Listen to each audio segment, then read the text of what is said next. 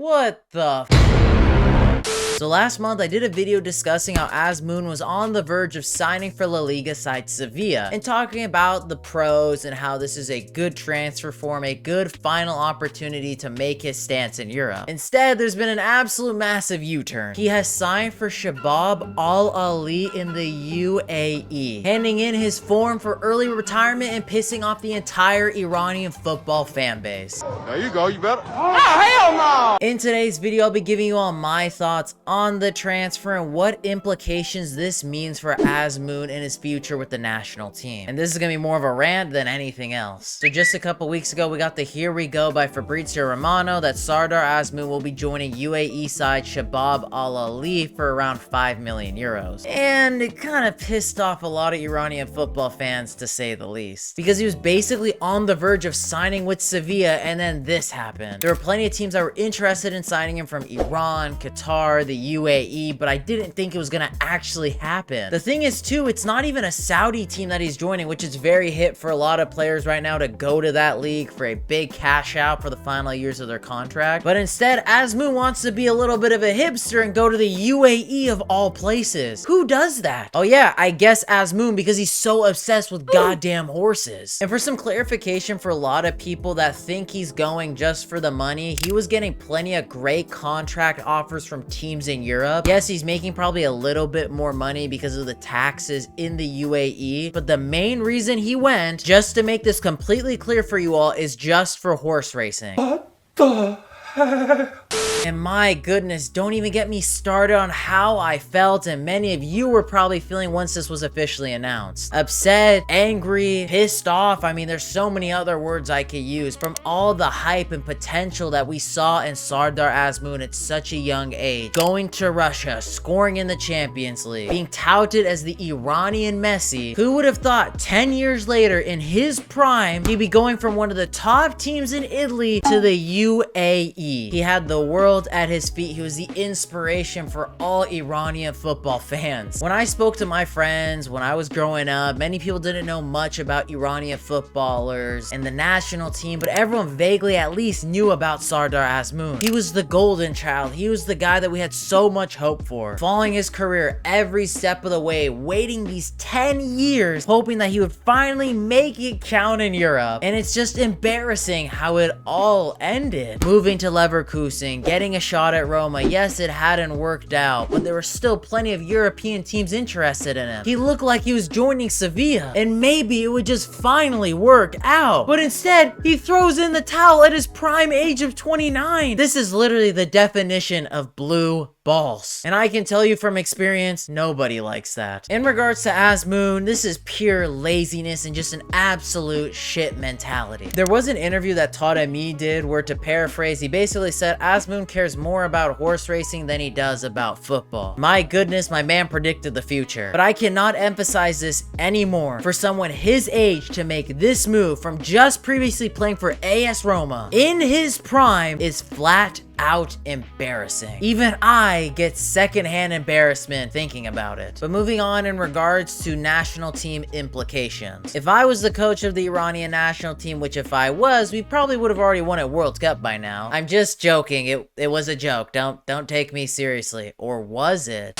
I would show repercussions for this type of transfer. So either it would just be flat out dropping him from the national team, which I think is more of the extreme, or he's just not part of the project anymore, not being a main starter, and mainly just being a bench warmer or rotational player. Because there needs to be more of an emphasis on rewarding players for ambition, trying to improve their careers, make a move to Europe, push themselves, test themselves, paint a path for Iranian footballers in Europe. Those type of players should be getting rewarded with starts, being main starters for the team, being big part players, being it going to Europe at an early age or when you're young, trying to break into the top teams in Iran, then go to Europe. Use that as your springboard, not just staying in Iran to be praised by Iranian football fans. Get the easy payday by going to the teams in the Middle East. Players who have ambition should be rewarded. It was something that Carlos Queiroz very much emphasized and tried to push many players to do so. And that is something that massively improved improve Iranian football as a whole, not this type of laziness and shit ambition. If Amir Qalanoui had cojones, which he doesn't because he still calls up Kanani and Khalilzadeh, he should be benching Azmoun for other strikers because there needs to be repercussions. He should either just play a one striker formation with Taremi up top, or if he's gonna play with a two striker formation, pair Taremi up with a younger striker that's gonna grow and only get better. Because in Azmoun's case, he's essentially done. He's not gonna get any better, and honestly, he's only gonna digress. I know Saïd Manesh has had a fantastic start so far in the Belgian Pro League with Westerlo, so maybe he could be a guy that you could see maybe fill in that role as a second striker. I know that's not his main position anymore, but he did play that for a long time. Or even give a guy like Sahar Khizan, who's a young striker that is playing in Russia for Orenburg, a shot over Azmoun, which low-key, he is the Azmoun regen if you think about it. Basically, what I'm trying to say is there needs to be accountability. Players like Azmoun, Ezzatullahi, who have these shit mentalities that want to piss away the primes of their careers where they had so much potential to be something more, should not be rewarded with call-ups, being mainstay starters, getting significant minutes with the national team. But instead, guys like Taremi, Jahanbash, Qudus, or any of the youngsters from the U17 World Cup group that are going to Europe early on should be the type of players that should be rewarded. Because these are the type of players that have ambition, have drive, and that will inspire other Iranian players to do so. You don't want your poster boys to be playing in their prime careers in the UAE when they were just playing for Roma and Bayer Leverkusen 1 to 2 seasons ago. But again, that's maybe mine and many other fans' opinions. And we shall see if Qalanoui actually sticks with his promise that he made after the Asian Cup, where he said he was going to implement more of the younger players, which since then we've had one World Cup qualification cycle, and he did call up a few of the young guys and we were pretty excited about seeing them play, but he didn't really give any of them any minutes. And fans got really upset about that and are starting to get a little bit fed up with him. Our patience is really starting to thin, and there's only so long you can live off of that Japan win. Overall, to wrap up today's video, this was news that 99% of Iranian football fans didn't want to see with Sardar Azmoun, because it basically is the end of an era for him after all this time of following him as a young Iranian player with so much potential that sprung on the scene in the Russian league, scored many amazing goals in the Champions League against some of the top clubs from around the world. Rumors that he was linked to Liverpool, Dortmund, Fulham, wherever it may have been, for him to have ended up in the UAE in the prime of his career. It is truly and utterly